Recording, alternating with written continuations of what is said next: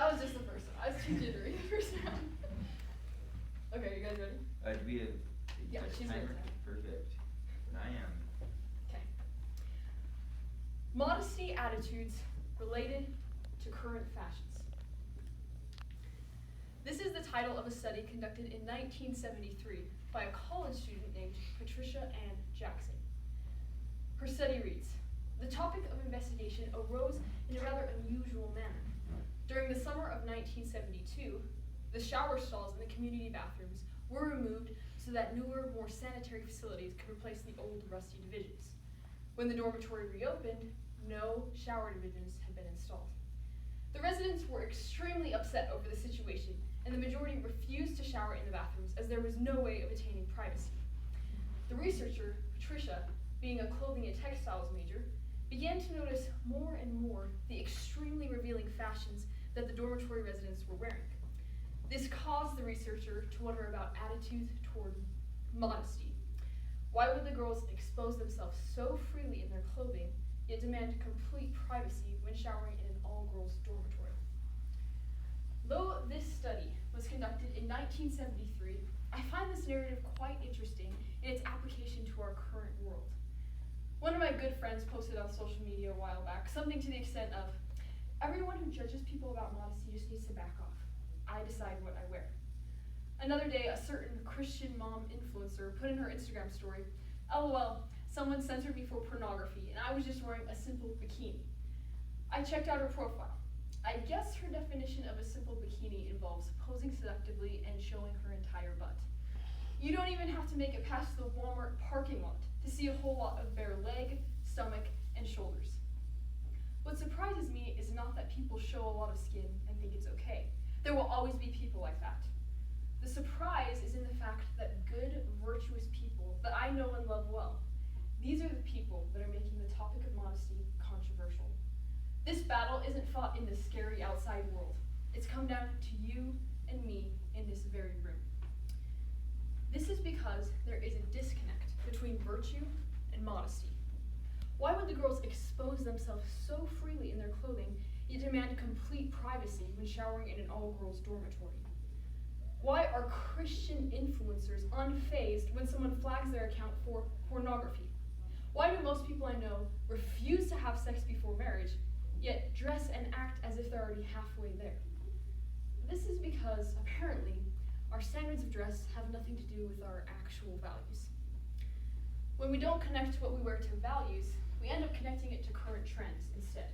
For example, all throughout social media, you'll find a movement of body positivity, normalizing stretch marks, chubbiness, and imperfections. This is good. Yet for some reason, these captions are almost always paired with a pic of a woman in some type of lingerie. This part is not good, because the message is sent. If you can wear less and be comfortable, it must mean you're comfortable with your body. This trend doesn't prove anything. Dressing immodestly does not prove you're comfortable with your body. In fact, it can even prove the opposite, as some people use their body to gain attention, likes, and praise.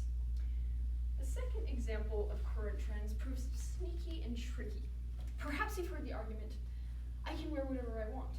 I'm not responsible for keeping other people's thoughts clean. But my question to this argument is, since when have we been responsible for other people's thoughts? Since never. If I'm rude to someone, I'm never responsible for them thinking or saying rude things back to me. But that doesn't justify my being rude in the first place. If something is wrong, something is wrong, regardless of whether or not you're responsible for someone else's thoughts. As a final example, in movies, books, TV shows, even shopping at H&M, we're constantly fed the idea that dressing sexy proves you are an amazing, attractive, beautiful individual. However, the Journal of Experimental Social Psychology tells us that wearing a doctor's coat, a judge's robe, or a pilot's uniform makes one feel and act smarter. We all know that wearing sweats makes us feel sluggish, wearing workout clothes helps us exercise, and wearing blazers most definitely makes us better at debate. So, when we dress in a risque way, we're far more likely to act risque. Dressing sexy does not show we are beautiful. It shows that we are morally questionable. As you can see from these three examples, standards of dress have become connected to modern philosophy rather than actual values. However, there is an emptiness in basing our apparel on trends. We're not fooling anyone. Historical and modern trends prove that modesty can mean whatever we want it to mean. In 3000 BC, the men of the Minoan civilization wore only loincloths, and the women wore clothing that covered everything but their breasts. In ancient Mesopotamia, in a time known as the Uruk period, many activities were done completely in the nude. In contrast, we go to England in the late 1800s, where prostitutes were barely allowed to show their ankles, let alone upper legs, and men were absolutely scandalous if they showed their neck and chest. Now, in 2021, the cultural norm is looking ripped in our sports bras, cutoffs, and crop tops. If we base our standards of dress on what is socially acceptable, there is no basis at all. The range of modesty throughout times and cultures goes from complete coverage to completely naked. Don't get me wrong, this range does not prove that certain beliefs and cultures are incorrect. I'm not here to analyze the ethics of every single piece of clothing. I'm here to argue that when you base your standards of dress on what is socially acceptable, your values become inconsistent. Each of us has the freedom to determine what we believe and what we should wear, but virtue doesn't change with the times. Moral uprightness, strength, power, chastity, and dignity. These are things that stay consistent as they have a strong foundation in respecting ourselves and respecting others. This foundation shows that virtue and modesty are intrinsically connected. Virtue is all things goodness, all things pure. It is not lustful. It is chaste. It is not suggestive. It is genuine. Dressing virtuously allows people to focus on your strengths and talents, your fine mind and sparkling personality, rather than your body. It shows selflessness, sacrificing the need to wear whatever we want for the dignity of others. A long time ago, I got dressed in a super cute outfit that, may I say, looked fantastic on me. The skirt I was wearing was a little short for comfort, but it was worth it. All day I was fidgeting, fixing, and pulling to make sure I had everything covered. I know this sounds like a super cheesy Christian girl story, so bear with me here.